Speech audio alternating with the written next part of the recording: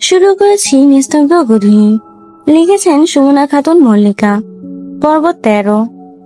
চারিদিকে ভোরের আলো ফুটেছে, পাখিরা গান গাইছে।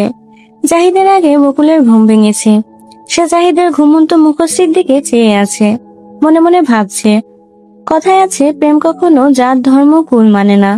আগে কখনো বকুলের কোনো পুরুষ মানুষের দিকে তাকাতেও ইচ্ছে করেনি, অথচ জাহিদ যতবার সামনে এসেছে নিজ অজান্তেই খুশি হয়েছে, চোখে চোখ রেখে কথা বলেছে। তখন সে ভাবতে না পারলেও আজ ভাবছে, এই মানুষটা তার জীবনের প্রথম ভালোবাসা। জাহিদ পিটপিট করে তাকালো। সে যেমন ইউনিক, তার ঘুমের স্টাইলও ইউনিক। উপর হয়ে খালি গায়ে ঘুমায়, একেবারে ঘুটঘুটে অন্ধকার না হলে সে ঘুমায় না। বকুল তাকে তাকাতে দেখে চোখ সরিয়ে নিল। জাহিদ ঘুম ভাঙা কণ্ঠে বলল, এভাবে লুকিয়ে দেখার কি আছে? দরকার হলে বলবে, আমি সামনে সেজে গুজে বসে থাকবো, তুমি হাঁ করে তাকিয়ে মন ভরে দেখবে। বকুল মনে মনে বলল, লুকিয়ে দেখার আলাদা মজা, আপনি কি বুঝবেন? কি ভাবছো? আপনি কি সবসময় আমাকে এভাবে ভালোবাসবেন? সৌন্দর্যে আটকে গেলে মানুষ মোহে পড়ে যায়, যেটাকে বের হওয়া যায়। কিন্তু মায়া পড়লে মানুষ স্থির হয়ে যায়, বাকিটা তুমি বুঝে নাও। বকুল মুচকি একটা হাসি দিয়ে বিছানা ছেড়ে উঠে গেল। নিচে যেতে হবে, বউ ভাতের অনুষ্ঠান আজ। ওদিকে পাশের ঘরে জলিল ছোট বাচ্চাদের মতো তার ঘুমন্ত বোকা সুন্দরীর দিকে তাকিয়ে আছে। ফর্সা চেহারাটা ভোরের আলোয় চকচক করছে। শালুকের ঘুম ভাঙতে সে দেখলো জলিল তার দিকে তাকিয়ে আছে। সে ঠোঁট ভিজিয়ে উঠে বসে বলল, আরে বা, দুইটা চুড়ি ভেঙে এত ভালোবাসা বেড়ে গেছে। আপনি সকাল সকাল উঠে আমাকে দেখছেন? জলিলের মাথায় আকাশ ভেঙে পড়ে। সে এখনো কাল রাতের কথা ভুলেইনি। জলিল তার পাশে বসে বলল, শোনো, পুরো পাড়ায় আবার গান গেয়ে বেরিয়েও না যে আমি তোমার চুড়ি ভেঙে দিয়েছি, মনে থাকবে? আচ্ছা, এখন চলো, তাড়াতাড়ি তৈরি হয়ে নিচে চলো। ঢাকা যাওয়ার পর যত বেলা পর্যন্ত তোমার খুশি তত বেলা পর্যন্ত ঘুমিও। আচ্ছা। বোকা শালুক করলো কি? ভাঙা চুড়ি দুটো নিয়ে সে তার আপার ঘরে উপস্থিত। জাহিদ তাকে দেখে বলল, আরে শালিকা, তুমি বসো বসো। শালুক বলল, আপা কোথায় ভাই? গোসলে। কিছু বলবে? আপাকে বলবো। বকুল গোসলখানা থেকে বেরোতে শালুক বাচ্চাদের মতো ছুটে গিয়ে দুই হাতে চুরির টুকরো ধরে বলল, আপারে, দেখ দেখ, আমার কতগুলো টুকরো হয়েছে। তোর কয়টা টুকরো হয়েছে? তো চুরি কি করে ভেঙেছে? কি করে ভাঙবে মানে? উনি ভেঙে দিয়েছে। কাল রাতে ভাই তোমার চুরি ভাঙেনি? ঘুমটা তুলোনি? গয়। বকুল সাথে সাথে শালুকের মুখ চেপে ধরলো। জাহিদ বিষয়টা বুঝতে পেরে কাস্তে কাস্তে কিছু না বোঝার ভান করে বাইরে বের হয়ে গেল। সোজা জলিলকে গিয়ে ধরলো, তুই ওইটুকু ছোট বাচ্চার চুরি ভেঙে দিয়েছিস? ভেঙেছিস ভালো কথা, মানা করিসনি কেন? সে সেটা নিজের আপাকে দেখাতে গেছে। জলিল দেরি না করে সোজা শালুকে ডাকতে গিয়ে দেখলো ওই ঘরে মা আর চাচিও আছে। বোকা শালুক সেটা তাদেরকে দেখিয়েছে। মা আর চাচি আঁচলে মুখ ঢেকে হাসছে। লজ্জায় জলিলের মুখটা লাল হয়ে গেল। ঝড়ের গতিকে শালুকের হাত ধরে টেনে নিজের ঘরে নিয়ে এলো। ভালো করে বুঝিয়ে দিল যাতে কাউকে না বলে। বউ ভাতের অনুষ্ঠানে উপস্থিত ছিল বিশাল জনতা, যাদের মধ্যে উল্লেখযোগ্য আব্বাস ব্যাপারী, নুরিয়া কাকি, নুরুল ব্যাপারী, দোলন কাজী এরা। ভরপেট গিলেছে যাওয়ার সময় আব্বাস ব্যাপারী বকুলের শালুকের সামনে এসে বলেন, যা হওয়ার হইয়া গেছে, বিয়ে শাদী করছো, সুখী হও। বকুল চুপ করে রইল। পাশে জাহিদ দাঁড়িয়ে আছে, তাদের পাশে দাঁড়িয়ে আছে শালুক আর জলিল। শালুক আচমকা বলে বসলো, থাক কাকা, নাটক করে আর স্নেহ দেখাতে হবে না।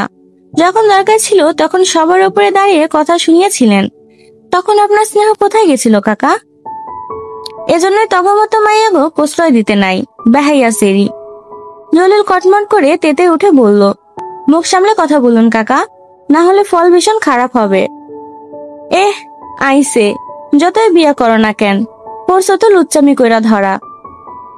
ভাষা খারাপ করবেন না কাকা, আমার স্বামী আপনাদের মতো মূর্খ হৃদয়হীন পাষাণ নয়।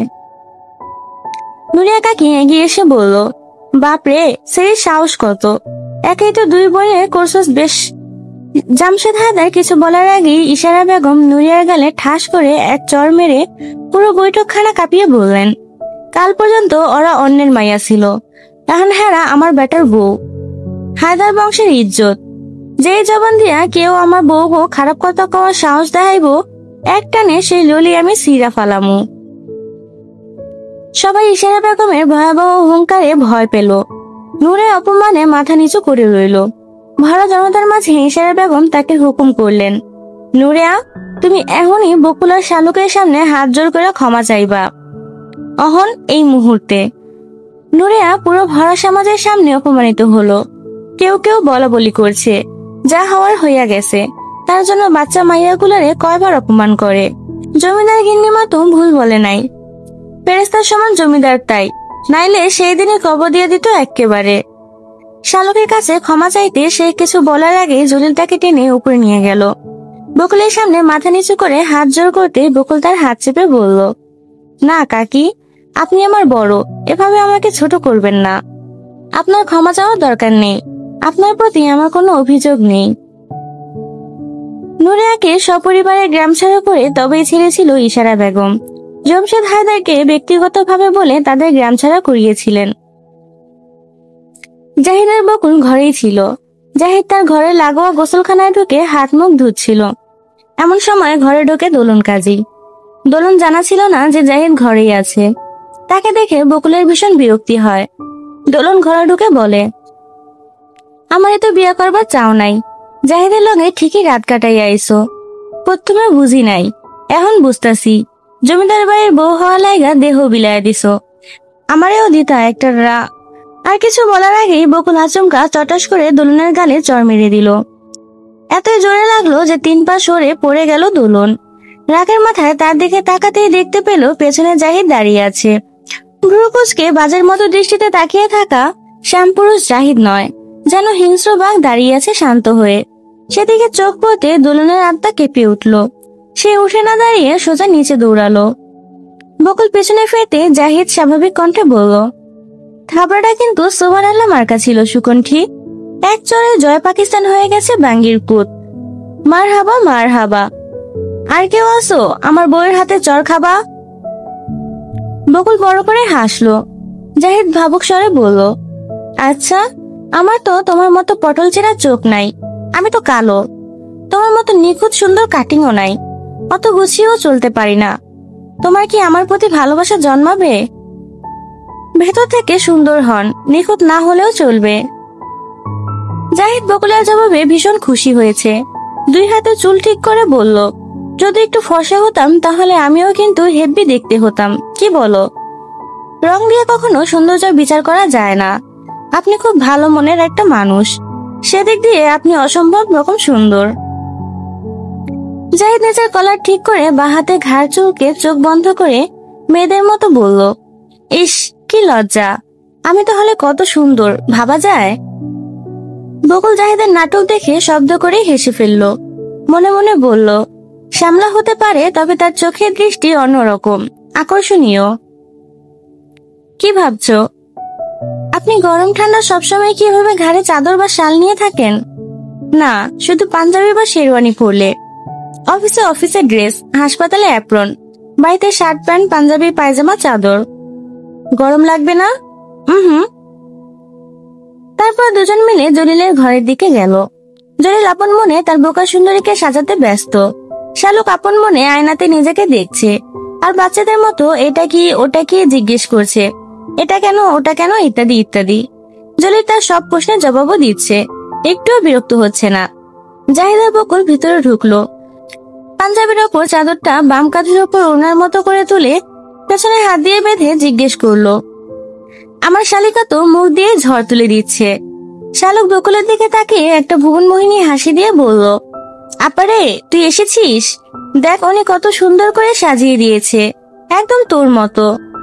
ছোট বোনের মুখে খুশি ঝলক দেখে বকুলের মনে প্রশান্তির হাওয়া বয়ে গেল। জাহিদ জলিলকে জিজ্ঞেস করলো, এতগুলো মেয়ে ছেলে থাকতে তুই কেন ওকে সাজাতে বসেছিস? তুমি কি বুঝবে বোকা বউয়ের জামাই হওয়ার জ্বালা? তাকে আবার কে বলে গেছে তাকে সাজিয়ে দিলে আমার আয়ু বেড়ে যাবে? বকুল শালুকের দিকে এগিয়ে গেলে জাহিদ জলিলকে বলল, অনুষ্ঠান শেষে শিকারে যেতে হবে। ঠিক আছে, রাফসানকে জানিয়ে দিচ্ছি।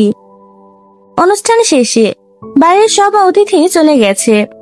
একরাশ ক্লান্তি নিয়ে শালুক বৈঠকখানা সোফার উপরে ঘুমিয়ে গেছে। জয়নাব তাকে ডাকতেই যাবে, তখন জলিল তাকে বারণ করে ছোটখাটো শালুককে পাঁজা কোলে তুলে চলে যায়। জয়নব, জেবা, জোনাকি ওরা সবাই মিটমিটিয়ে হাসাহাসি করছে। জমেলা বলছে, আহারে বোকা মাইয়াডারে বিয়া কইরা সারা পড়ছে বিপদে, কি আর করব, ছোট বাচ্চা কোলে কইরা ঘোরা ছাড়া কি আর করার, একটু যদি জ্ঞান বুদ্ধি থাহে। ইশারা বেগম বললেন, বিপদে পড়ে নাই, হ্যাঁ শুধু হ্যারে খুব ভালোবাসে। জীবনে বড় ভাই ছাড়া হয়তো এই ছোট বউডারই ভালোবাসতে পারছে, ও চোখে সেই মায়া দেখছি আমি। বকুলকে ঘুমিয়ে যেতে বলে জাহিদ বাইরে বেরিয়ে গেল। দরজার সামনে কাজের মেয়ে কমলাকে পাহারায় রেখে গেল। কার ভয়ে তা সেই ভালো জানে। কঠোর আদেশ ফিরে আসা পর্যন্ত বকুল আর শালুক দুজনারই খেয়াল রাখা। অন্ধকার বড়সড় ঘর, একপাশে আগুন জ্বলছে। জয় কিছু একটা গরম করছে সেই আগুনে। রাফসান হাতের গ্লাভস পরে কিসব যন্ত্রপাতি অস্ত্রাদি ডেটল দিয়ে স্যানিটাইজ করছে। অজয় তাকে সাহায্য করছে। সুজয় কয়েকটা কাচের চতুর্ভুজ আকারের বয়ামে কি তরল যেন ঢালছে। জলিলা জাহিদ ঢুকতে জলিল এগিয়ে এসে একটা দরজা খুলে সেই ঘরে লাইট দিল। মুহূর্তে সাদা আলোতে পুরো ঘর আলোকিত হয়ে উঠল। সেটা একদম একটা অপারেশন থিয়েটারের মতো জায়গা। একটা চেয়ারে দোলনকে বেঁধে রাখা হয়েছে। তাকে মারধর পর্যন্ত করা হয়নি, শুধু মুখ হাত পা বেঁধে রাখা হয়েছে। জাহিদ তার সামনে নিজের পাঞ্জাবি খুলে একটা কালো গেঞ্জি পরলো। তার উপর পরলো অ্যাপ্রন, মাস্ক, গ্লাভস আর মাথায় নীল টুপি। দোলন ঠিক আজ করতে পারলো না জাহিদ এভাবে পোশাক পরিবর্তন করে ডাক্তার সাজছে কেন। জলিলও তাই। জাহিদ ভয়াবহ কণ্ঠে বলল, তোর বাপদাদা বুঝি কোনো পুণ্যের কাজ করেছিল, তার বদলতে প্রথমবার তুই ছাড় পাইছিলি। বয়সে বড় দেখে সম্মান দিছিলাম, রাখতে জানিস নাই। তোর কত বড় কলিজা, তুই আমার বউরে বাজে কথা বলেছিস। এই মুখ দিয়ে বাজে কথা বের করার জন্য তো মাবুদ এমনিও বাস দিব। কেননা দুনিয়া থেকে প্রস্তুতি নিয়ে যা। আয় জয়লা, বাইর কর। জলিল দৌড়ে গিয়ে ড্রয়ার থেকে এক বক্স শুজ বের করে আনে। জাহিদা তাকে উঁচা করতে সে বলে, আর ওই কালুয়া, তুই জানিস না এসব ছোট ছোট কাজে আমি হাত নষ্ট করি না। জলিল লেগে গিয়ে দোলনের ঠোঁটে নৃশংসভাবে শুজগুলো ঢুকিয়ে দিল। দোলনের চিৎকার বন্ধ ঘরে ঝনঝন আওয়াজ হতে লাগলো। জয় এসে জাহিদের হাতে একটা কড়াই ধরা লোহার চামটা দিয়ে বলল, হয়ে গেছে ভাই, এই লও। জাহিদ এগিয়ে গিয়ে হিংস্র কণ্ঠে বলল, dear bloody bust, all is okay, but your to touch my queen, heritage of my family, I will joy Pakistan you. গরম চিমটা দিয়ে জাহিদ শক্তি দিয়ে দোলনের মুখ ঝলসে দিয়েছে। দোলন জ্ঞান হারিয়ে ফেলেছে। রাফসান, জয়, সুজয়, অজয় সবার হাতে গ্লাভস। রাফসান রাজশাহী মেডিকেলে ইন্টার্নি করছে। অপারেশনের যন্ত্রপাতি সাজিয়ে রাখছে অজয়। রাফসান আর জয় মিলে দোলনের হাত পায়ে বাঁধন খুলে দিল। জাহিদ একদম গলা বরাবর একটা গুলি মেরে বলল, হে জয় পাকিস্তান। জলিলের দিকে তাকাতে জলিল দোলনকে উল্টো করে তার ঘাড় বরাবর একটা সুই লাগিয়ে দিল। চিকন পাইপ দিয়ে কিছু একটা বয়ে বয়ে একটা মেশিনের মধ্যে ঢুকছে। ঘন্টা দেড়েক পর জলিল বলল, হয়ে গেছে। তারপর জাহিদ, জলিল আর রাফসান মিলে দোলনের বডি কাটাছেঁড়া করে অর্গানগুলো বের করতে লাগলো। সুজয় একে একে তা ফরমালিন ভরা কাচের জারগুলোতে অতি সাবধানে রাখছে। সর্বশেষে জাহিদ কোনো অস্ত্র ছাড়াই চামটা দিয়ে দোলনের হৃৎপিণ্ডটা টেনে ছিঁড়ে তুলল। এটাকে ওই জায়গায় রেখে দিবি। এটা সাহসের মাত্রা এতই যে এটা ওই জায়গায় স্থান পাওয়ার যোগ্য। সুজয় সেটা একটা অন্যরকম বক্সে ভরে আলমারিতে 32 লেখা থাকে রাখলো। সেই ঘরের সমস্ত কিছু ঠান্ডা। জাহিদের বিরোধীদের হৃৎপিণ্ডগুলো সেখানেই ঠাঁই পেয়েছে। দোলন তাদের ভেতরে 32 নাম্বার। জসিম হায়দার সেখানে ঢুকতেই জাহিদ আদেশ করলো, এই খালি প্যাকেটকে কি করতে হবে তার নিশ্চয়ই আমার বলার প্রয়োজন নেই। আর এটাই কারণ যে কারণে জমশেদ হায়দার, জসিম হায়দার বাড়ির সবাই জাহিদকে বাঘের চেয়েও বেশি ভয় পায়।